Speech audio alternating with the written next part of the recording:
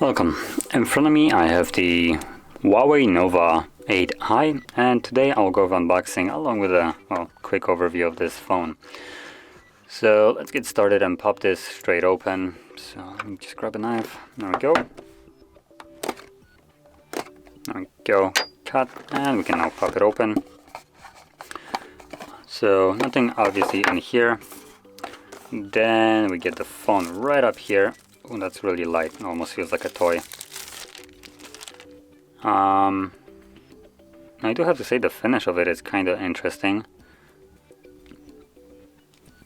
Anyway, I'm gonna place it down right here. We get the typical garbage right here, waste of paper. Obviously, it's Huawei, so Google services be gone. So instead of Google search, we have pedal search. We have also App Gallery instead of Play Store, and anything else that you can't get from App Gallery because it's App Gallery, you can basically get from other device. It's kind of hilarious how problem solving will literally require you to have another phone that's actually running Android, because this one can't. Oh, well, it's kind of running Android, but I mean with Google Play Store, which means you can basically have other device, download the application that you need, and then use phone clone to basically move it over to this phone. It's a gimmick, but at least it is a viable way of getting apps that aren't on the App Gallery. Then inside of here we get, we get an actual screen protector. I'm not sure why they didn't include it with the Nova 9. Oh well. Obviously, oh my goodness, this is the flimsiest screen protector I have seen. We also get, no way we're getting the same. Oh wow, nice. I am surprised by this, considering this is a cheaper version of the Nova 9 by a decent amount, about $150, and they still included this brick, this massive unit, an absolute unit of a charger at 66 watts. This is nice. I have to give props for that one. This is sweet. Then cable, so type C to type A, obviously nothing really special right here, and that's all we get in the box, so eat that to the side. It's power on phone. So once you start powering on, that's kind of where a lot of the things will look a little bit crappier in terms of the price drop from the Nova 9, which I have right here. So this is the Nova 9. So right off the bat, I'll start kind of mentioning the differences. Number one would be the price, $150 less. It's also not running an OLED display. It's running a way weaker processor, Snapdragon processor. It has, I believe, a slower refresh rate, just like 60 Hertz instead of the 120 that the other one has. Smaller battery, battery is the same, my bad. Same battery, smaller cameras, or weaker ones. And again, he included the 2 megapixel macro in depth. Oh, that is painful. So yeah. Now, lastly, probably the biggest difference.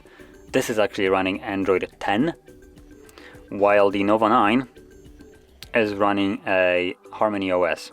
So there's the blatant obvious right here. Now, honestly, I don't know which one will be better. I think I would prefer to have Android, considering it should get the Google treatment of security patches and stuff like that, while Harmony OS strictly relies on Huawei doing their job.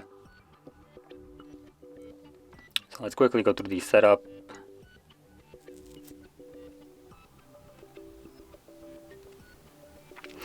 So getting into specs, this is a 6.67 inch display. It is 1080p by 2376 pixels, which puts it at 391 pixels per inch. It has an 89.4% screen to body ratio and LCD IPS display, which is just meh. Additionally, it doesn't have any kind of high refresh rate, which again, meh, considering this device is kind of brand new, and doesn't boast anything higher than 60. Just feels like a step back. Honestly, this entire device kind of feels like a step back to about a year old phone. It has this like dual kind of cutout here, flat display, non-AMOLED, non-high refresh rate. It's just mediocre device all around. Okay, so right here we have access to the home screen now, and obviously you probably can see the similarities. It looks virtually almost the same as this. So yeah, it's about the same. The only difference right here is pedal, or not pedal, but the Harmony OS has this literally ripped from iOS kind of style of shading. So pull down from right side to get all your toggles, and pull down from the left side to get your notifications. I like it, but honestly it is literally ripped from iOS. Like even their MatePad that I unboxed like 10 minutes ago, also a literal clone of iPads. So anyway, let's keep on going. We do have a fingerprint sensor mounted on the side, no under finger display one, unfortunately. What else we get? We get 128 gigabytes of storage with either 6 or 8 gigabytes of RAM. Let's max out the brightness. Okay, this is maxed out. This is fairly dim, to be completely honest. So yeah, moving on to the camera setup, which is at the back. Quickly, I'm just gonna glance over basically everything, just so you have a vague idea of what this phone has. 64 megapixel wide, 8 megapixel ultra wide, 2 megapixel macro, and 2 megapixel depth. The two cameras that are 2 megapixels, don't even count them in, you only have 2 cameras. The other 2 are sticker cameras that are just absolute garbage and shouldn't be even included in the phone, and including them and, I don't know, boasting about them is just an insult to a consumer. Like, we're not absolute effing idiots to not figure out that your cameras are absolute garbage when you're including 2 megapixel sensors. Just get rid of those. There's no point for them.